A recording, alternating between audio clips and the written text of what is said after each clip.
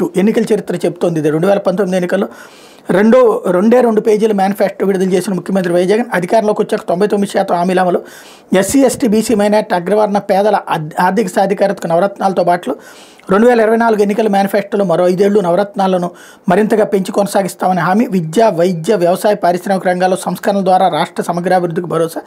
కానీ super 6 super 10 అంటూ చంద్రబాబు రోజుకు అడ్డగోలు హామీ, 2014 ఇచ్చిన 650 హామీల్లో ఒక్కటే అమలు చేయని టీడీపీ అధినేత.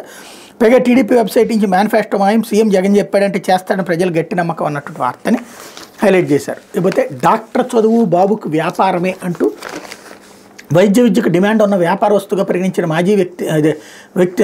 వ్యక్తి మాజీ సీఎం చంద్రబాబు నాయుడు అని AP medicos parents association president doctor అలా వెంకటేశ్వర్లు విమర్శించారు. రాష్ట్రానికి అత్యధిక కాలం సీఎంగా పనిచేశానని చెప్పుకున్న ఆయన రాష్ట్రంలో అత్యధిక ప్రైవేట్ వైద్య కళాశాలకు అనుమతులు ఇచ్చి వైద్య విద్యా వ్యాపారాన్ని ప్రోత్సహించారన్నారు. 2019లో వైఎస్ఆర్సీపీ ప్రభుత్వం అధికారంలోకి వచ్చాక వైద్య విద్యకు ప్రాధాన్యం పెరిగిందన్నారు.